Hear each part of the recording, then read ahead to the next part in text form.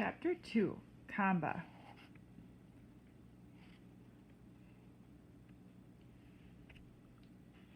In January 1997, when I was 9 years old, my family experienced a sudden tragic loss. One afternoon while working the fields, my Uncle John became very sick and fainted. My father rushed him to the small clinic in Wimbe, where the doctor diagnosed him with tuberculosis, a deadly disease that seizes the lungs.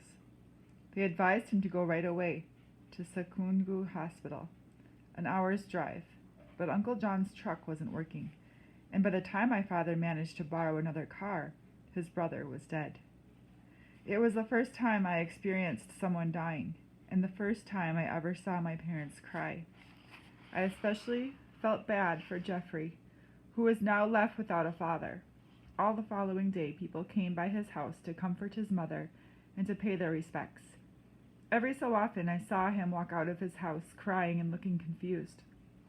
"Cousin, what next?" he asked me. "What will happen?"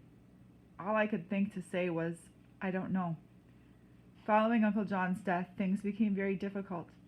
Now that my father's brother and business partner was gone, he had to manage the farm alone. It was now up to me and Jeffrey to help keep the farm successful. We all feared that difficult times were on their way. Not long after Uncle John's funeral, my uncle Socrates lost his job at a big tobacco estate in Kasunga. The family's home was also there, which meant they were forced to move back to our village. Uncle Socrates had 7 daughters, which was great news for my sisters. I myself could not care less about a bunch of girls. But as I helped my uncle unload the moving truck, something leaped out onto the ground. At my feet stood a big slobbering dog. "Get back!" Socrates shouted, and shooed the dog away. But it came right back, and its eyes looking straight up at me. "That's our dog, Kamba," he said. I figured we'd bring him along to guard the chickens and goats. That's what he did best at the estate. Kamba was the most unusual thing I'd ever seen. He was all white with large black splotches across his head and body, as if someone had chased him with a bucket of paint. His eyes were brown and his nose was peppered with bright pink dots.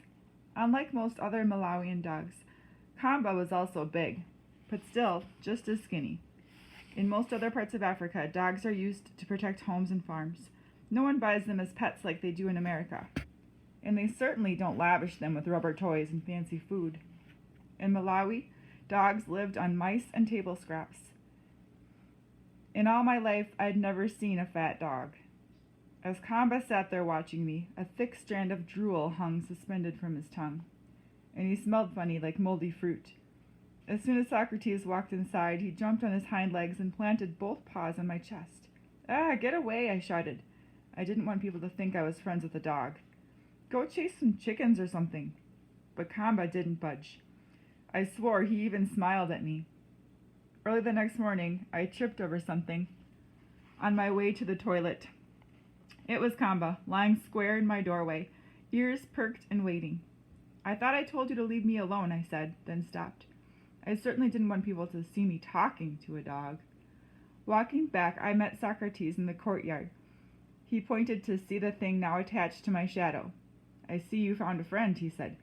"You know, the good Lord blessed me with 7 children, but all of them are girls who don't take much interest in dogs.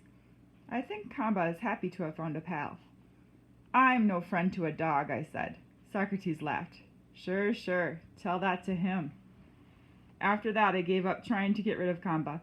In fact, I started to enjoy his company, and as much as I hated to admit it, he and I became friends.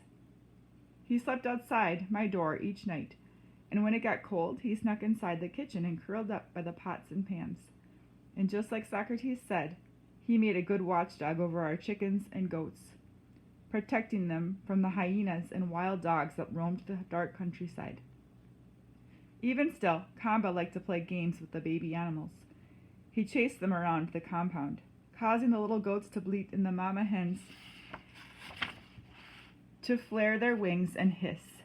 Whenever this happened, my mother would lean out of the kitchen and pitch one of her shoes at his head. "Stop that, you crazy dog," she'd scream, and my sisters and I would laugh. "Look who's talking to animals now."